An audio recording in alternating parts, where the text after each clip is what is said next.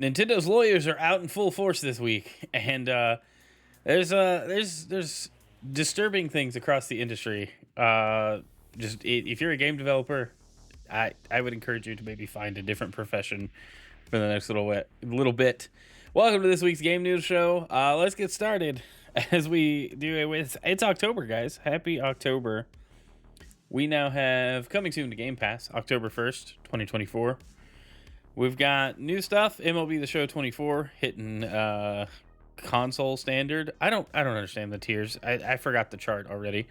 Open Roads, Inscription. I know, it's just how it's spelled, guys. Mad Streets and Sifu all hitting Game Pass at some point this month. MLB The Show will be available October 2nd. Open Roads, October 2nd. Sifu, October 2nd. I wanted to check this out. This looked like a great game. Mad Streets, Inscription, at Mad Streets, October 7th. Inscription, October 10th. TGS games hitting Game Pass. All You Need Is Help, which looks really weird, and I would like to play that with people. The Legend of Mana, which looks great. Trials of Mana also looks great. And We Love Katamari, which I've already installed because I love the Katamari games. They're super weird and wonderful. And everybody who likes video games should play Katamari because it truly embodies old school thought processes with gaming in a newer format. Just, hey, let's do this weird thing and go all in on it. And just, that's what our game's about. It's about weird stuff. Updates to perks. Nobody's really worried about those. Leaving October 15th, Dyson Sphere program on PC, Everspace 2, From Space, F1 Manager 23, and Scorn all exiting Game Pass October 15th, which we should get a new batch of games midway through the month. That's usually what happens. They'll probably be spooky games because it's October, and that's what we do in October. But there we are. That's this month's Game Pass games. It's an all right lineup. It's an all right. I'm going to be honest. I always like when there's bigger titles. I mean, MLB The Show is awesome, but I'm not big into sports. Anyway, let's move on to our next topic. Smite developer Hi-Rez Studios is the next studio holding layoffs. That's courtesy of Insider Gaming. Hi-Rez Studios, developers of Smite and Smite 2, is the next studio holding layoffs during a year full of them. Announcement came via Twitter post by Hi-Rez CEO Stuart Chisholm. In his lengthy message, he said that the decision to lay off some team members comes with a focus on positioning Smite 2 for a long and sustainable future. Today, we're making some difficult but necessary changes to ensure Hi-Rez's long-term success with a specific focus on positioning Smite 2 for a long and sustainable future. No mention of just how many people will be let go due to the internal reorg and reprioritization. Chisholm says that it will disproportionately involve people in marketing and publishing positions. He added that it will impact people from Evil Mojo, G&A, and Titan Forge divisions of the company. He also said layoffs show a failure in his leadership at the company. Yeah, it's always a bummer. I think some of these teams, if they're getting rid of marketing and publishing people, it's probably due to more that there needs to be more emphasis on development and probably QA than there does need to be people pushing marketing materials and publishing material. That's just my guess. I don't know. It's just if you want your games to last, first you have to get people making the games and providing the updates, and second, you can't just market nothing. So you're gonna need less marketing people, more devs. Would be my assumption, but I don't know. If it saved devs, maybe. I'm a little more partial to the developer side of it, but layoffs are never good, guys. Like this just stinks. People are gonna have to find new jobs, uproot their lives. This is the time of year where you don't want to have to be like finding a new job for sure. You don't want to have to be uprooted and try to figure out what the heck to do. So, hope everybody figures it out. Hopefully they did a good enough job with Hi-Rez that their work speaks for itself. They can point to their portfolios and such in a good way. All right, let's move on. Some other weird, bad news. Star Wars Outlaws has sold just 1 million copies in the month since it launched. I hate laughing at it because I wanted to like this game, but all the issues during launch week and the early access debacle, I'm just not sure that this game was for me. A lot of people that played it said it's good, you should play it. Some stuff just did not look appealing to me in this game. Notably, in the stealth modes, the main character just whacking a stormtrooper full of the fully armored stormtrooper in the head and him knocking out, and it's like you didn't hit him that hard.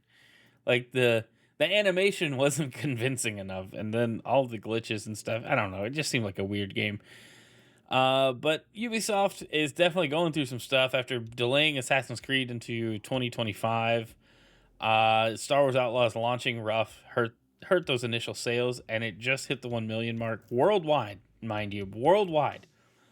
That stinks when Black Myth Wukong is just taking off and being awesome and doing 20 million and it's in that same amount of time. It's just wild to think. It's just wild to think. Just 1 million copies. Will it be pulled? Is stuff going to be canceled down the pipeline? I don't know. This is an expensive game for Ubisoft. Licensed games cost more to develop. I really hope maybe they can turn it around. Maybe it'll get a Cyberpunk 2077 moment. I don't know. What do you guys think of that? It's kind of a bummer. People worked hard on this game. People worked on this game for it to just be like, womp womp. You know, it just really does stink. All right, let's move on to our next topic. I don't want to focus on this one too much. Too much bad news. I think this week's kind of a bummer. Just all in all. All right. It's some decent news. Final Fantasy 16. Square Enix confirms the goal to bring Final Fantasy 16 onto Xbox consoles. We do want to release it on Xbox. Hopefully, let's hit. This is Windows Central. Hit with the bullet points here. Square Enix, major Japanese publisher. Recent years, Final Fantasy began skipping entire Xbox platform. Subsequently, Square Enix has denounced exclusivity, blaming declining sales. And as an extension, the firm has also pledged support for Microsoft's Xbox console, with games like Final Fantasy Pixel Remaster, Legend of Mana, and Dragon Quest all slated. Square Enix confirmed it aims to bring flagship titles like Final Fantasy 16 across as well. This makes sense. Like it needs to happen. You know, there's no reason for it not to, other than maybe technical. But even then, that can be overcome. I think technical limitations are easily overcome this generation, because all of the architectures are so similar, you know, and anybody saying that the hardware is a limiting factor because of the Xbox Series S, how are these games running on weak GPUs on PC? That's just it. That's where I'll leave it. But it's interesting to note, you know, that Square Enix's turnaround on exclusivity. It's like, look, Microsoft does want games on their platform. Games going to cloud is good for them. It just needs to happen. We need games everywhere. Exclusives, yes, do move hardware in some instances, but to just skip entire generations of consoles entirely, just one title here and there, it just doesn't make sense. Hopefully this leads to Final Fantasy VII Remake and Rebirth hitting Xbox soon. A lot of people believe the trilogy of the 7 Remake saga will hit Xbox all at the same time. I could see that. But I'd still like to have Remake first so I could actually have time to play through these. But yeah, it's good to know. Good to know. Thank you for the pop-up there. All right, anyway, moving on. All right, guys, did you try to get a PS5 Pro last week when the pre-orders went up? The 30th anniversary collection went up for like $1,000. Just the Pro system itself. The normal, not 30th anniversary one was also available. It basically all sold out that day. If you were in the US or EU, you had to go to the queue on the PlayStation Direct website and hope they didn't sell out by the time your number came up. I actually was in the queue. I could have placed an order, and then my wife gave me a look that just said, no, do not hit buy now on anything. So I didn't buy anything. But in Japan, Sony has a counter to scalping. Basically, if you're going to buy anything from the PlayStation Store direct in Japan, you have to have 30 hours of PS5 and PS4 playtime since the 14th of February 2014. If you haven't logged that amount of time on your account, then you won't be eligible to complete the transaction. That is wild. Basically, hey, if you're going to buy a 30th anniversary made for the fans bundle, you better prove you've at least played on a PlayStation in the last 10 years.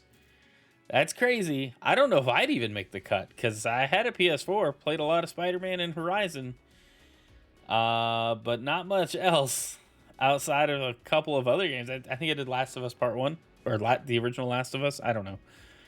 Anyway, this is crazy, though, because these pre-order bundles did hit eBay and it was very disappointing to see the price gouging.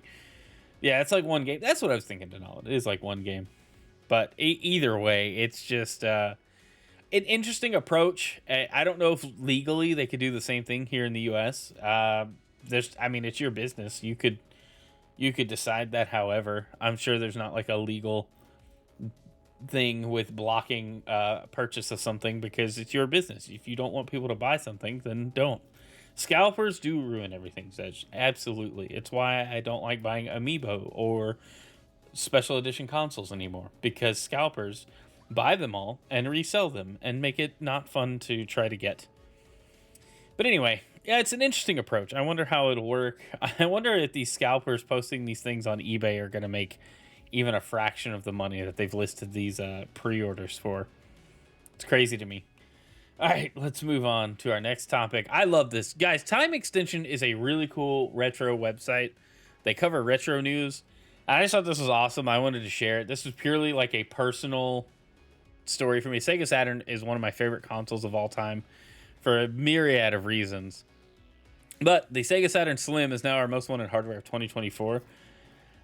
Basically, modders and case designers have been working on slimming down the Sega Saturn in an interesting way without compromising, at least for the most part, the original hardware. I believe this uses what's called an optical disc emulator. So basically replacing your CD tray or drive in the console with an SD card reader or some kind of physical storage, solid state. It's generally just a card reader.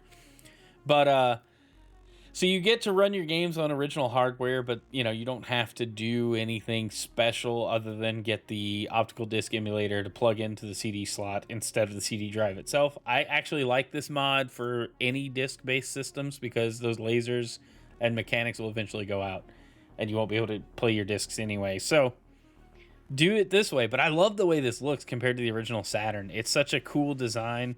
We got some pictures over on Twitter. Hopefully this doesn't break the game news flow. But I just love this. If you've looked at an original Saturn, you look at this, it's like, all right, this looks pretty sweet. I like this idea. USB-C powered, video out, then the card slot in the back.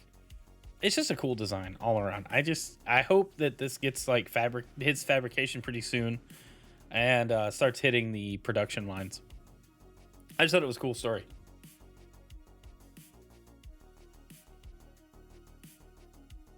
It's my understanding this is still a ways out, but here we have a comparison of the original Saturn, like I think Model 2, Model 1 hardware, the Slim, and then the PS1, which is the revised PlayStation 1 console.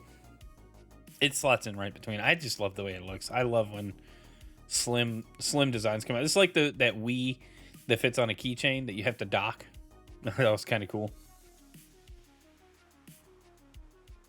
Excuse me, I'm so sorry. All right.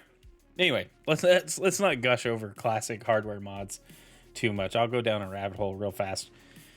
All right, here we go. Here's like the main stories this week. Nintendo's now going after YouTube accounts which show its games being emulated. All right, I'm not sure. This is a picture that could be photoshopped. All right, Nintendo, don't flag my video. I'm not showing anything. I'm moving on. Nintendo is famous. This is also from Time Extension. I like their coverage. Nintendo is famously protective of its IP and has a history of suing content creators who it feels have overstepped the mark. I'm not shy about suing slightly bigger fish either. However, its latest move feels particularly heavy-handed as it has issued a copy strike against a YouTube channel that reviews emulation handhelds. Basically, these handhelds have popped up everywhere in the last couple years. They keep releasing revisions that do things better or different. They're not always better. Go watch Wolfden. He has some great videos on this stuff.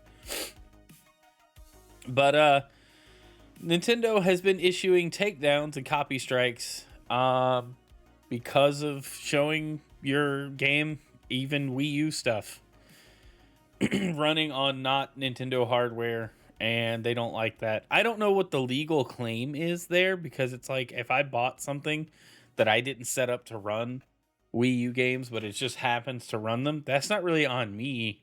having purchased it. That's on the hardware maker running an emulator, and I just have access to it. I don't know. I don't know what the legal standing is. This stuff isn't available for sale anymore. I can't buy Wind Waker HD from Nintendo. It is not for sale. I can't buy a Wii U from Nintendo.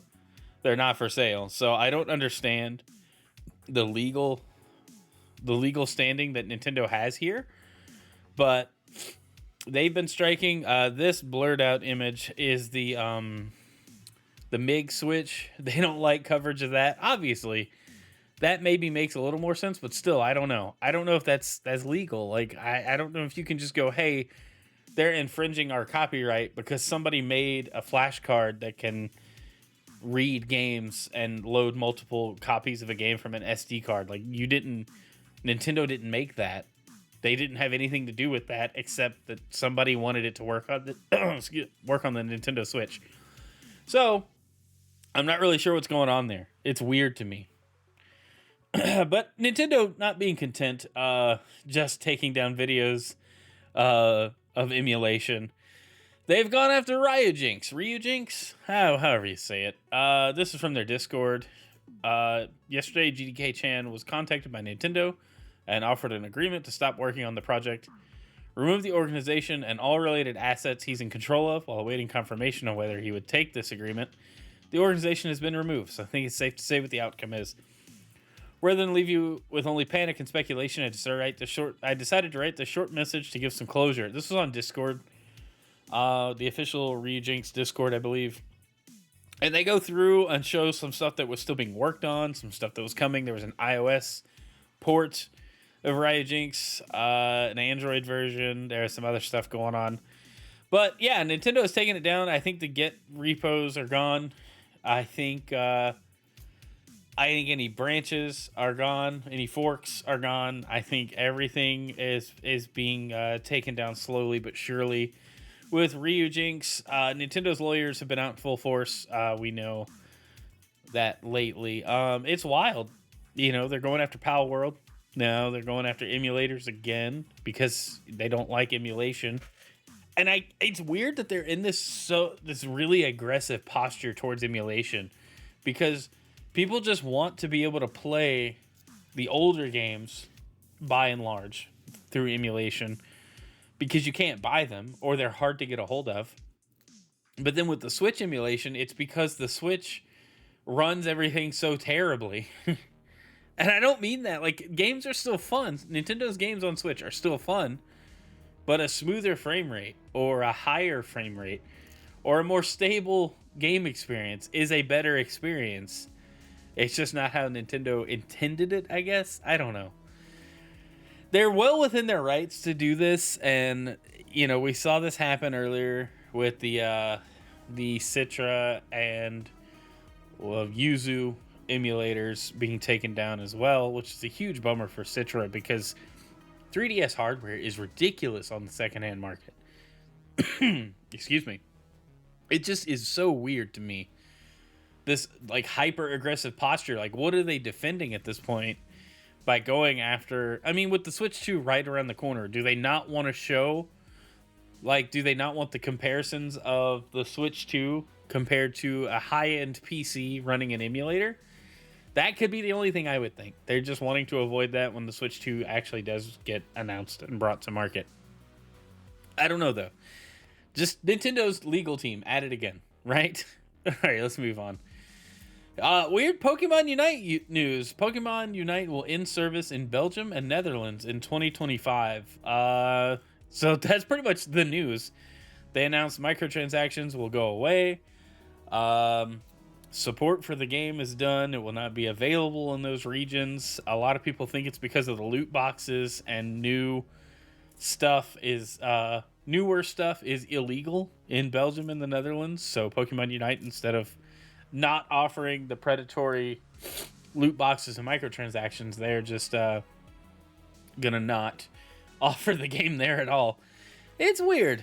Spraggles had a really good video. If you guys keep up with Pokemon Unite news, I used to keep up with it on top on the channel, and then now I've stopped playing it a little bit here, for the most part. I played it a little today, and it was fun. But still, Spraggle's good content creator, great Pokemon Unite caster, and all around cool guy. Had a really good video on the state of Pokemon Unite, this ban, and just how he feels about the game in general. And I agree with a lot of the points he made in his video. But what I want to get at is, instead of not doing the scummy loot box thing, they just went, all right, no, you can't buy it. You can't have the game. You can't give us you can't give us the funny money. We won't do like a exchange rate thing so you can just buy the stuff outright. No, we're committed to our loot box convoluted system. And it's really weird because it's only these like tiny events that are seemingly permanent. I don't know what the plan is. The state of Pokemon Unite is very interesting. Obviously, I've stopped playing it as much as I used to, but I still enjoy the game. I don't want to see it just die off because nobody's going to be able to play it or want to play it because of all these loot box events that they've got going on. It's weird. It's a weird time. But anyway, let's move on to our next story. This is our last story. This is weird.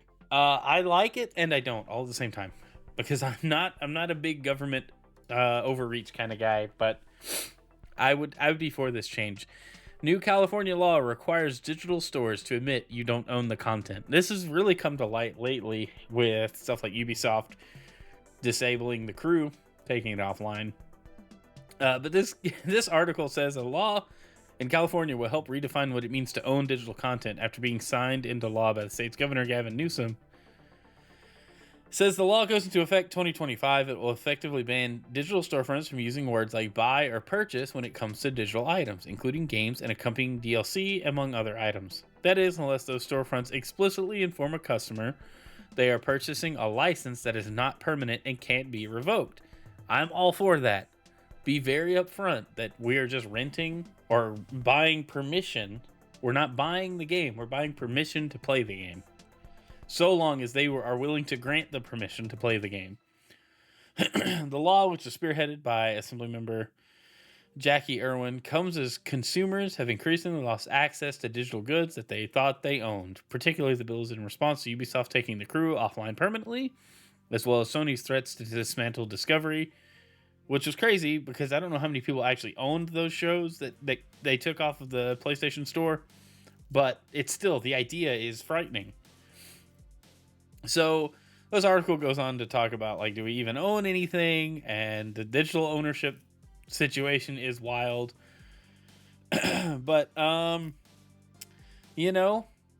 think this kind of law is important because companies should be forthright with what I'm buying, what I'm spending my money on. However, when the government starts requiring businesses do things a certain way, it makes it more complicated when a new idea comes along that is slightly different or out of the purview. I think GOG reminds everyone that they exist. I mean, it's a fair point.